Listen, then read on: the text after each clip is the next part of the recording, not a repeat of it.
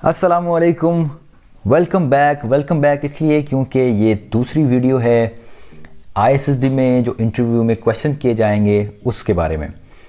और अगर आपने पहली वीडियो नहीं देखी तो ये ऊपर आपको सजेशन में लिंक आपको शो हो रहा है, आप वो पहले वीडियो देख लें पार्ट 1, क्योंकि उसमें डिटेल है कि किस तरह से कौन कौन लोग आपसे वहाँ क्वेश्चन करेंगे और पर्सनल क्वेश्चन जो हैं आपके बायोडाटा के रिलेटेड वो किस तरह से करेंगे और कौन कौन से क्वेश्चन करेंगे। तो चलिए उसी वीडियो को आगे बढ़ाते हैं।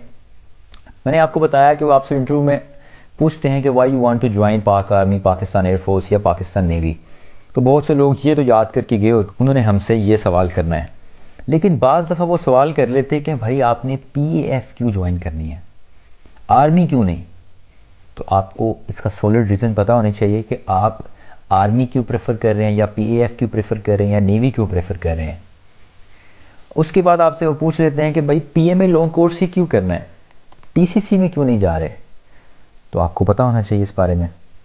अब जीडी पायलट जो बनना चाहते हैं उनके उनके जहन में ख़ास डिज़ायर होती है, एक क्रिज्मा होता है जीडी पायलट का जिससे वो इंस्पायर हुए होते हैं, उनको जहाज़ उड़ाने का एक शौक़ होता है, फ़िज़ा में उड़ने का, तो वो अप्लाई कर रहे होते हैं जीडी पायलट में। तो इस तरह से आपके पास एक लॉजिकल रीजनिंग होनी चाहिए। आप एरोनॉटिकल इंजीनियरिंग के लिए क्यों अप्लाई कर रहे हैं, आपको पता हो कि आपका शौक़ है साइंस में। अब जब बाज़ लोगों से पूछते हैं एरोनॉटिकल इंजीनियरिंग क्यों करनी है, तो बड़े लोग जवाब देते हैं कि मेरे वालिद साहब का शौक़ है मैं इंजीनियर बनूं और मेरा शौक़ है कि मैं पाकिस्तान एयरफोर्स में जाऊं।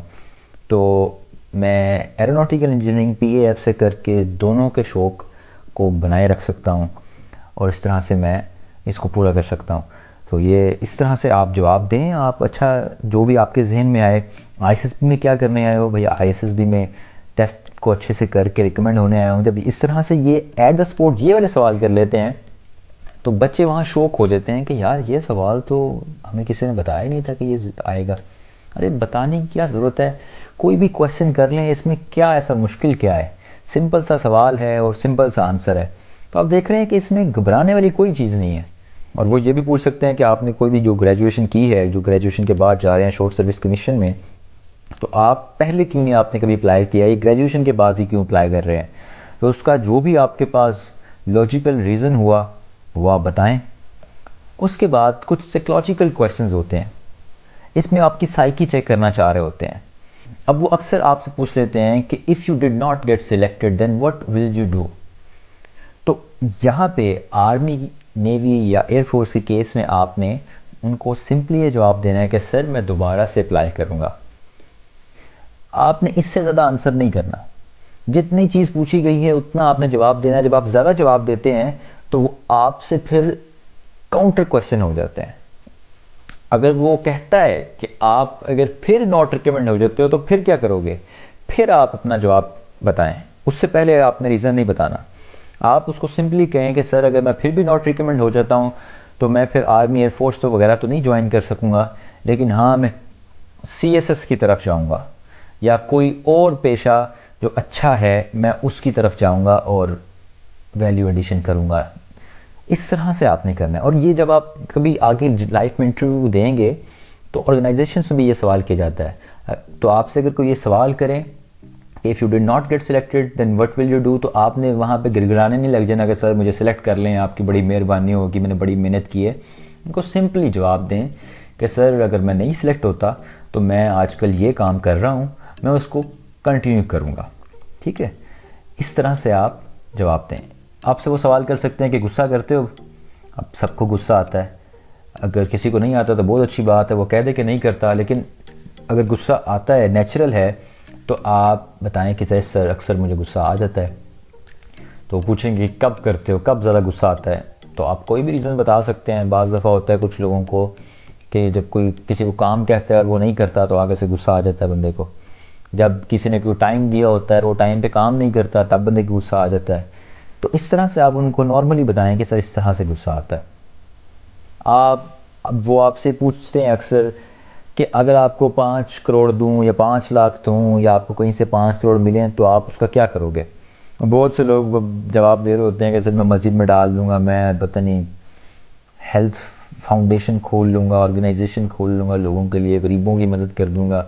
और रियलिटी में खैर इतने बड़े आप सखी शायद हों भी ना, क्योंकि इसकी सिंपल सी मिसाल इस तरह से है कि आपकी जेब में 500 रुपये हैं, तो कौन से 500 रुपये आपने जो है डोनेट कर दिए किसी को, तो 5 करोड़ मिलेंगे, तो आपने तो खैर इन चीज़ों को देखना भी नहीं है। तो आपको जो इसका खैर मुनासिब आंसर लगे कि मैं वालिद साहब को दे दूँगा, वालिद साहब से मशवरा करूँगा, इस तरह से जो मुनासिब लगता है आपको। मैं सारे आंसर आपको क्लियर नहीं कर रहा, क्योंकि अगर मैं आपको सारे आंसर बताऊंगा आपने उसे कॉपी कर लेना है, आपने अपने आंसर बना के जाने हैं और मुनासिब हों, जिससे काउंटर क्वेश्चन ना कर सकें वो। अब वो ये सवाल करते हैं लाइफ में किसी चीज़ का गिल्ट है। अब ये चीज़ पूछ के आपका ध्यान या तो आपकी मास्टरबेशन की तरफ लेकर जाते हैं या किसी और चीज़ की तरफ, इस साइड पर लेकर आना चाह रहे होते हैं आपको। आपने ये गलती नहीं करनी। आप उनको कह सकते हैं कि यस सर, मुझे लाइफ में एक गिल्ट है कि मैं एफएससी में अच्छे नंबर नहीं ले सका, मैंने ज़्यादातर खेलों की तरफ ध्यान दिया, पढ़ाई पे ज़्यादा ध्यान नहीं दिया, या मैं और ज़्यादा अच्छे मार्क्स ले सकता था, या कोई आपको और चीज़ का अफसोस रहा है कि आप फ़लाँ गलती की वजह से किसी अचीवमेंट से रह गए, वो आप जिक्र कर सकते हैं। तो इस तरह की चीज़ आपने बतानी है। और फिर आपसे वो सवाल करते हैं कि अगर मार्केट में तुम्हारी बहन को तुम्हारे सामने कोई छेड़े तो क्या करोगे। अब उसका जवाब आपने इस तरह से नहीं करना कि सर मैं उसे प्यार से जो है रोकने की कोशिश करूँगा। भाई आपकी बहन को छेड़ा है, वो गैरत नाम की भी चीज़ होती है। यहाँ पर वो आपसे रिक्वायर कर रहे हैं कि आप कोई एग्रेसिव बिहेवियर शो करें। अगर आपकी बहन को आपको कुछ छेड़ता है तो आप ज़ोर बाजू से जो है उसको रोकोगे, मारना पड़ेगा तो मारोगे भी, ये आपने उसे इंटरव्यूअर को बताना है। तो आप जो है इस तरह से आंसर करेंगे। वो आपसे पूछ सकते हैं कि झूठ बोलते हो, तो बहुत हर इंसान ने कभी ना कभी झूठ बोला ही होता है, इतने दूध के दूल्हे तो हम हैं नहीं। हाँ, लेकिन आप ये कह सकते हैं कि सर मैं इंटेंशनली नहीं बोलता वैसे झूठ, लेकिन हाँ ऐसा भी नहीं कि कभी झूठ बोला नहीं है। तो वो पूछ सकता है कि कब बोलते हो, तो बहुत ही मुश्किल कंडीशन में या किसी की लड़ाई को ख़त्म करने के लिए, या जो भी आप वजह से झूठ बोलते हैं एक आध जो आप बुरा न लगे इंटरव्यू के ज़हन में, तो आप उससे बता सकते हैं। उसके बाद अगर वो कहते हैं if you are recommended for Pak army and we will send you for Pak navy, will you go for it, तो आपने सिंपली कहना है कि मैं जाऊंगा सर, अगर मुझे पाक नेवी के लिए भेजा गया तो मैं वहाँ भी जाने के लिए तैयार हूँ, लेकिन मेरी पर्सनल जो थी डिज़ायर वो पाक आर्मी की थी, लेकिन अगर मुझे सिलेक्ट किया जाता है उसके लिए तो मुझे कोई मसला नहीं है, मैं वहाँ भी जाने के लिए तैयार हूँगा। फिर वो आपसे सवाल कर सकता है, आपके सामने जो इंटरव्यूअर का जो टेबल है आपके सामने पड़ा हुआ, वो पूछ लेगा कि आपकी इसकी लेंथ क्या है। तो आपको 1 फुट का अंदाज़ा होना चाहिए कि 1 फुट कितना होता है। आपने वो टेबल देखना है और फ़ौरन बताना है कि सर ये इतने फिट का है। गलत बताना मसला नहीं है, लेकिन अगर कोई कहता है कि सॉरी सर मुझे नहीं पता, तो ये बड़ा बुरा इंप्रेशन डालता है। आपसे पूछ सकते हैं कि कौन सी एक्ट्रेस पसंद है। कोशिश करें कि इंडियन एक्ट्रेस का नाम ना लीजिएगा, कोई पाकिस्तानी एक्ट्रेस का नाम ले लीजिएगा कोई भी। और उसके बाद आपसे कह सकते हैं कि मुझे ऐसा लगता है कि तुम रिस्पॉन्सिबिलिटी से भागने के लिए आर्मी ज्वाइन कर रहे हो। तो जो भी आपकी लॉजिकल रीजनिंग है कि नहीं सर ऐसा कुछ नहीं है, बाकी क्योंकि बाकी जॉब्स में भी इसी तरह ही है, वहाँ भी आपको 9 to 5 काम ही करना होगा। यहाँ फुल डेडिकेशन है, लेकिन काम तो वहाँ पे भी है। तो रिस्पॉन्सिबिलिटी से भागने वाली बात नहीं है, सिर्फ शौक़ और जुनून की बात है। इस तरह से जैसे आपको मुनासिब लगे जवाब दें। मैं आपको सिर्फ एक आइडिया दे रहा हूँ। ISSB में क्या करने आए हो, ये वही वाली बात है, क्योंकि अक्सर ये पूछ लेते हैं। अब वो आपसे सवाल कर लेते हैं कि अगर घर में अकेले होते हो तो क्या करते हो। अब मुख्तलिफ़ लोग मुख्तलिफ़ चीज़ें करते हैं, और कुछ लोग जो हैं वो घर दोस्तों को बुला लेते हैं, कुछ लोग जो हैं वो घर में चीज़ें मैनेज करने लग जाते हैं, कुछ लोग जो हैं वो पोर्न मूवीज़ देखने लग जाते हैं, अकेले होने का फ़ायदा उठाते हैं, कुछ लोग जो हैं अपने कपड़े सेट करते हैं, कुछ लोग किताबें पढ़ने लग जाते हैं, और कुछ लोग वैसे ही जो है सीज़न देखने लग जाते हैं। तो मुख्तलिफ़ लोगों की मुख्तलिफ़ एक्टिविटीज़ हैं। आप अगर भाई किस तरह की गलत मूवीज़ देखते भी हैं अकेले में, तो आपने बताना नहीं है कि मैं ये करता हूँ। पहली बात तो ये कि आप ये पहले चीज़ ये ख़त्म करें अपने अंदर इतना कंट्रोल पैदा करें कि ये गलत चीज़ों से बाज आएँ। आप जवाब तो वहाँ अच्छा दे लेंगे, लेकिन जो आपकी ये आदत है वो आपको नोट रिकमेंड करवाएगी, क्योंकि आपका अच्छा आंसर खाली नहीं, आपका आंसर आपके आमाल के साथ मिल रहा होगा तो फिर जाकर बात बनेगी। उसके बाद आपसे वो सवाल करते हैं कि what are your 2 strengths and 2 weaknesses. इसके लिए एक डिटेल्ड वीडियो है, डिस्क्रिप्शन में लिंक मौजूद है। और मैं आपको थोड़ा सा क्लियर कर दूं कि स्ट्रेंथ तो आप इजीली बता देते हैं कि सर मेरी ये स्ट्रेंथ है कि मैं बहुत ही अडेप्टेबल हूँ किसी भी न्यू इन्वायरमेंट में, मैं बहुत कोऑपरेटिव हूँ, जब भी कोई टास्क मिलता है दूसरों टीम के साथ कोऑपरेटिव बिहेवियर शो करता हूँ, बड़ा हार्ड वर्कर हूँ। तो ये तो आप बता देते हैं। लेकिन 2 वीकनेसेस जो आप बताते हैं बाज़ दफ़ा उसमें ऐसी चीज़ बता बैठते हैं जो नहीं बतानी चाहिए थी। मसलन कि सर मेरी डिसीजन पावर अच्छी नहीं है। तो ये बहुत ही बुरी चीज़ बता दी आपने। आपने किस तरह की वीकनेसेस बतानी है इस तरह से कि वो भी स्ट्रेंथ बन जाए। वो और उसकी डिटेल वीडियो मैंने ऑलरेडी बना दी है, इसलिए मैं इसमें यहाँ डिस्कस नहीं करूँगा। आप ये ऊपर सजेशन में भी वीडियो का लिंक है वो देख सकते हैं, डिस्क्रिप्शन में मौजूद है, आप देख लें उसे। उसके बाद साइकोलॉजिकल क्वेश्चन जो आपसे मज़ीद कर सकते हैं, वो पूछते हैं सिगरेट कौन सा पीते हो। डायरेक्ट पूछेंगे सिगरेट कौन सा पीते हो। अगर आप पीते हैं तो आप बता दीजिएगा, लेकिन ये कोई अच्छी आदत नहीं है, कोशिश करें कि आदत को ख़त्म करें। फिर वो पूछते हैं कि इस रूम में राइट दीवार पर क्या क्या है, उधर देखे बगैर मुझे बताओ। तो बेसिकली आप जब रूम में एंटर होते हो तो वो चेक करना चाहते हैं कितनी चीज़ों को आपने ऑब्ज़र्व किया है। तो अगर आपको कोई याद है कोई चीज़ तो आप बता दें, कोई नहीं याद तो सिंपली कह दें सॉरी सर मुझे नहीं अंदाज़ा कि क्या है, मैंने नहीं देखा। आईएसएसबी में दिन कैसे गुजर रहे हैं, सिंपली कहें सर अच्छा गुजर रहा है, बहुत मज़ा आ रहा है। आईएसएसबी में सबसे मुश्किल चीज़ क्या लगी। अगर आपको कुछ चीज़ मुश्किल लगी भी है इंडिविजुअल ऑब्स्टिकल में या जीटीओ टास्क में, तो आपने कहना है कि नहीं सर सब चीज़ें माशाल्लाह आसान थी। आईएसएसबी में कोई चीज़ बुरी लगी हो तो बताओ। अब यहाँ पर बच्चे कहते हैं, कोई बताने लग जाते हैं कि सर खाना अच्छा नहीं बना। खाने की कभी भी बुराई नहीं करनी, क्योंकि अगर आप आज बुराई करने लग गए तो आप आगे मतलब जब मिशन पे होंगे वहाँ पे आपको पता नहीं क्या क्या खाना पड़ेगा, तो वहाँ आप सर्वाइव नहीं कर सकेंगे। खाने की बुराई नहीं करनी, इतनी अडेप्टिबिलिटी होनी चाहिए आपके अंदर कि आप न्यू एनवायरनमेंट में एडजस्ट हो सकें।